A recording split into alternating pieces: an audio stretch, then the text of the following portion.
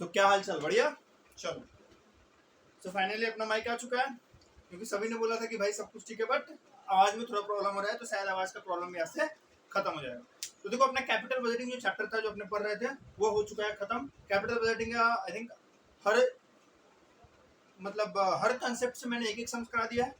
अब जाओ, वीडियो देखो, कंसेप्ट को समझो, उसके बाद भी अगर कुछ प्रॉब्लम आता है कंसेप्ट समझ, क्योंकि मैंने डिटेल कंसेप्ट कवर किया है, उसके बाद भी अगर कुछ सम्स बनाने में प्रॉब्लम आ रहा है तो अब बेझिझक आप मुझे इस नंबर पे 9903764370 कभी भी आप कॉल या व्हाट्सएप कर सकते हो। अगर कोई भी दिक्कत हुआ मैं उसको पक्का एंटरटेन जल्द से जल्द करने का ट्राई करूंगा। कॉल या व्हाट्सएप आप जब तक कर सकते हो, कोई दिक्कत नहीं है मेरे को। बस आपको जो कंसेप्ट में दिक्कत है उसका जो भी आपको समझ में प्रॉब्लम है, आप समझ का फोटो भेजो, बोलो भैया हमको इसमें प्रॉब्लम है। कॉल, अगर व्हाट्सएप में मैं रिप्लाई करता हूँ, अगर नहीं समझ में तो कॉल करो, मैं आपको कॉल पे समझा दूंगा, कोई दिक्कत नहीं है। ये रहा नंबर 9903764370। तो आज अपना नेक्स्ट चैप्टर चालू करने वाला है जिसका नाम है लेवरेज। देखो, लेवरेज का मतलब क्या होता है? तो देखो, लेवरेज का मतलब होता है leverage refers to use of fixed cost in an attempt to increase its profitability. मतलब हम फिक्स्ड कॉस्ट को यूज करके ना अपना प्रॉफिटेबिलिटी इंक्रीज करना चाहते हैं, यही होता है लेवरेज। ठीक है, मतलब कुछ अपना फिक्स्ड कॉस्ट होगा पोर्शन, जितना ज्यादा यूज करोगे ना, बेसिकली जितना ज्यादा यूज कर रहे हो उतना आप ज्यादा लेवर्ड हो, आप उतना ज्यादा रिस्क उठा रहे हो, आप उतना ज्यादा रिटर्न भी कमा पाओगे, because higher the risk higher will be the return. इसको हम लोग एक एग्जांपल समझते हैं कि लेवरेज का मतलब क्या है। इसको समझने से पहले आप एक समझो, लेवरेज जो है ना डबल स्वॉर्ड है। वो मतलब चाकू जो देखो ना, तलवार जो है ना, तलवार दोनों तरफ धार है पूरा।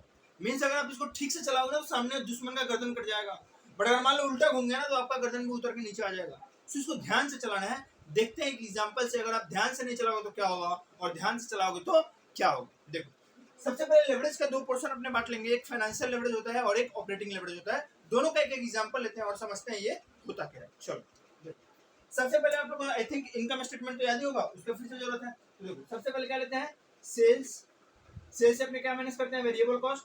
क्या आता है, कंट्रीब्यूशन से क्या मैनेज करते हैं, फिक्स्ड कॉस्ट। क्या आता है, ईबीआईटी। करेक्ट, ईबीआईटी से क्या मैनेज करते हैं, इंटरेस्ट।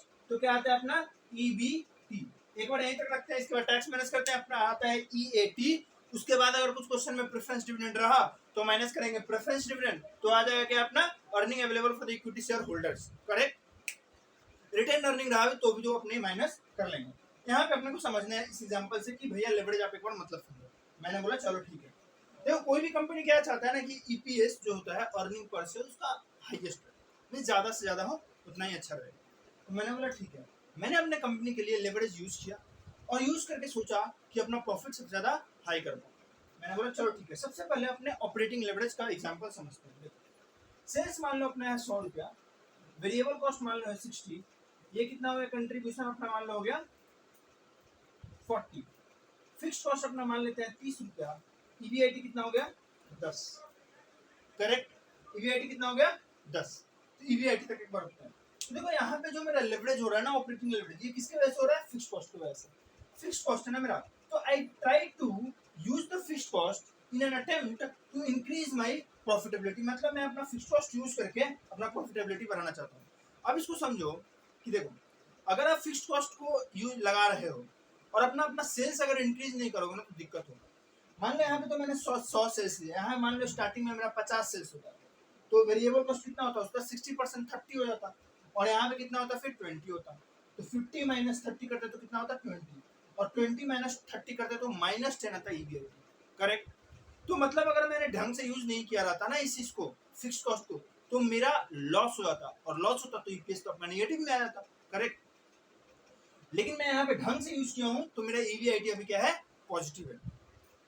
अगर आप ढंग से यूज नहीं करोगे अपने लेबर, मतलब अपने फिक्स्ड कॉस्ट को, तो आपको दिक्कत होगी। अब एक और एग्जांपल लेते हैं इसके लिए, फाइनेंशियल लेवरेज के लिए।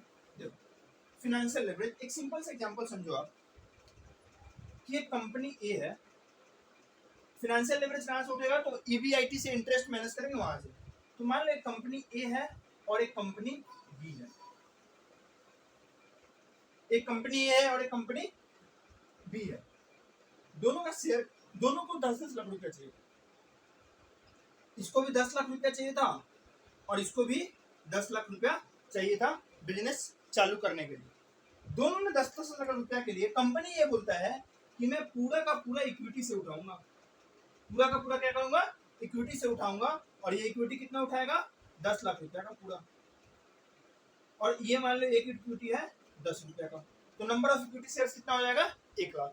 ठीक है, अब मान लो जो कंपनी बी है ना, वो बोलता है कि मैं इक्विटी से नहीं, मैं डेट से ही पैसा उठाऊंगा। तो वो बोलता है चलो डेट से ही पैसा उठाओ।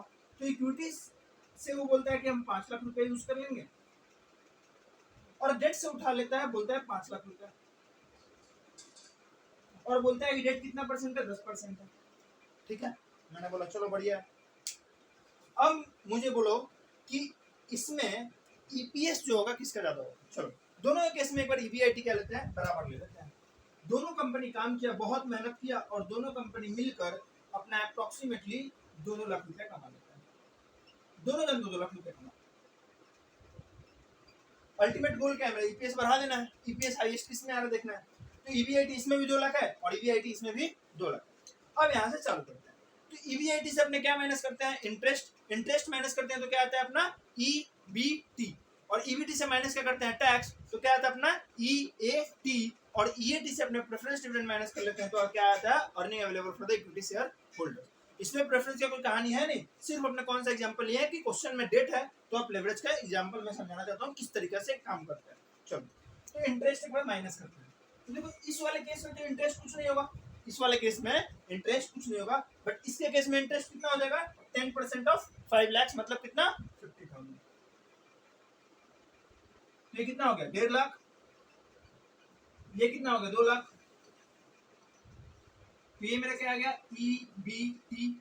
मान लेते हैं टैक्स का रेट है 50%, तो ये कितना हो गया, 1 लाख। ये कितना हो गया, 75,000। ये कितना होगा, 75,000। और ये कितना होगा, 1 लाख। तो ये मेरा क्या आ गया, ईएटी। प्रेफरेंस डिविडेंड तो कुछ है नहीं, इसको नंबर ऑफ शेयर से डिवाइड कर देंगे, मेरा क्या आ जाएगा, नंबर ऑफ शेयर से डिवाइड करने के बाद ईपीएस आ जाएगा। चलो डिवाइड करते हैं। देखो ऊपर ऊपर लग रहा है कि इसका प्रॉफिट ज्यादा है, लेकिन हमने ईपीएस देखना है ना, ईपीएस देखते हैं एक बार। Number of shares, number of shares, तो नंबर ऑफ शेयर्स इस केस में कितना है, ये 10 लाख था, 10 रुपया करके, मतलब 1 लाख शेयर्स यहाँ पे हो गया। और यहाँ पे कितना नंबर ऑफ शेयर्स होगा अपना, 5 लाख था, 10 रुपया करके, मतलब कितना हो गया, ये 50,000। क्लियर है। अब ईपीएस कैसे निकलता है, ईएटी, क्योंकि इसमें प्रेफरेंस डिविडेंड नहीं, तो यही अपना इक्विटी शेयर होल्डर्स फ्लो के लिए हो गया, रिटेंडर नहीं है नहीं तो यहाँ पे ईएटी कितना हो गया, 1 लाख। नंबर ऑफ शेयर्स कितना हो गया, 1 लाख, तो नंबर ईपीएस कितना हो गया, 1 रुपया। और इस क्वेश्चन में मेरा ईएटी कितना है, 75,000, और इधर कितना है, 50,000, तो मतलब ये कितना हो गया, 1.5। तो मेरा ईपीएस किसमें ज्यादा आ रहा है, इसमें ज्यादा आ रहा है। देखो मैंने क्या किया, फिक्स्ड कॉस्ट, मतलब जो यहाँ मेरा इंटरेस्ट है ना, मैंने उसको यूज करके अपना प्रॉफिटेबिलिटी बढ़ाना चाहा है, मतलब मेरा ईपीएस यहाँ बढ़ रहा है, मतलब मैं लेवर्ड हूँ, और लेवरेज को मैं ढंग से यूज किया, तो मेरा ईपीएस क्या हो गया, बढ़ गया। करेक्ट है, बढ़िया। चलो अब ये तो हो गया मेरा फायदा, मतलब मैंने दुश्मन का गर्दन काटा है। बट मान लो मेरा गर्दन कैसे कटता, तो देखो एग्जांपल में यहीं पे सेम कहानी पे आते हैं। यहाँ पे मान लो मेरा ईबीआईटी जो है, यहाँ पे मेरा ईबीआईटी सपोज करो 1 लाख रुपया होता, सपोज 1 लाख, तो ये कितना हो जाता, ये भी 1 लाख हो जाता, ये कितना हो जाता, 50,000 होता, और ये फिर कितना हो जाता, 50,000 हो जाता फिर मेरा, और ये मेरा ईबीआईटी कितना आ जाता है यहाँ पे, 0.5। करेक्ट है। तो देखो 10 लाख में माइनस कितना किए हैं, 10 लाख था equity share holders, equity share capital, उसमें मेरा ईबीआईटी कितना था, 1 लाख। इक्विटी कितना हो गया मेरा, 1 लाख, क्योंकि इंटरेस्ट कुछ था नहीं, टैक्स माइनस किया, आ गया मेरा 50,000, और नंबर ऑफ शेयर से डिवाइड किया, मेरा क्या आ गया, ईपीएस। करेक्ट। चलो यहाँ पे जब 1 लाख, यहाँ पे 50, 5 लाख, यहाँ 50, 5 लाख सेम रहा, बट यहाँ पे इस बार क्या हो जाएगा, 1 लाख। ठीक है, यहाँ पे क्या वो 50,000 माइनस किए, फिर ये क्या हो जाएगा 50,000, और फिर यहाँ पे कितना हो जाएगा 25,000। तो ये कितना होगा 25,000, ये कितना हो जाएगा 0.5। करेक्ट। 1 लाख में से 50,000 माइनस कर दिया, क्या अपना इंटरेस्ट बचा, क्या ईबीटी, ईबीटी से टैक्स माइनस कर दिया 25,000, आ गया मेरा ईएटी, ईएटी को नंबर ऑफ शेयर्स डिवाइड किए, आ गया मेरा क्या ईपीएस। देखो ईपीएस कम हो गया यहाँ पे। अब आप क्या कर रहा है, कॉम्पिटिटर अपना ढंग से काम कर रहा है, अपने को ठीक से काम करना चाहिए होगा, जो प्रीवियस केस था। अब मान लो इसको और खराब कर सकते हो, कैसे खराब कर दोगे ना, अगर आप मान लो किसी साल आपका ईबीआईटी निगेटिव हो गया ना, अगर आपका किसी साल ईबीआईटी निगेटिव हो गया तो आपको दिक्कत हो जाएगा। क्या दिक्कत हो जाएगा? क्योंकि आपका इंटरेस्ट का कवरेज भी नहीं होगा। करेक्ट। चलो यहाँ तक समझ में आ गया। देखो बेसिकली क्या है ना कि ईबीआईटी अगर मेरा निगेटिव हो गया ना तो दिक्कत हो जाएगा भाई, आप यहाँ पर रिकवर नहीं कर पाओगे अपना इंटरेस्ट का कॉस्ट, आपका ईपीएस निगेटिव में चला जाएगा। सो अगर आप लेवरेज को ठीक से यूज कर रहे हो, फिक्स्ड कॉस्ट को ठीक से यूज करोगे तो आपका बल्ले बल्ले, और नहीं तो ठल्ले ठल्ले। जैसे आप ऑपरेटिंग कॉस्ट में देख रहे थे जब, देखो सपोज करो कि कोई कोचिंग पढ़ाना चालू करता है, ठीक है, और उसका रेंट है, मान लो उसके रूम का उसका रेंट है 20,000 रुपये, ठीक है, स्टार्टिंग में उसके पास 20 स्टूडेंट था तो उसका निगेटिव हो सकता है, प्रॉफिट ज्यादा हो। बट अगर मान लो उसका 1000 स्टूडेंट हो गया ना तो उसको फिक्स कॉस्ट खलेगा नहीं। बट अगर उसका स्टूडेंट कम रहा ना तो उसको फिक्स कॉस्ट खलेगा। करेक्ट बात है। सेल अगर आपका हो रहा है तो आपका फिक्स कॉस्ट खलेगा नहीं, बट सेल नहीं हो रहा, आपका कंपनी परफॉर्मेंस खराब कर रहा है तो आपको खलेगा। तो ऑपरेटिंग लेवरेज में वो था, और ये रहा फाइनेंशियल लेवरेज का जो अपना इंपैक्ट अपने देखे एग्जांपल से कि कैसे अपने ठीक से यूज कर सकते हैं, और खराब से यूज करेंगे तो कैसे अपना इंपैक्ट खराब करेगा। इसको लिखना है जल्दी से लिख लो, ठीक है, मैं टाइम करने दूंगा, स्क्रीनशॉट ले लेना आराम से या फिर पॉज करके लिख लो। मैं इसको एक बार मिटाता हूँ, ठीक है।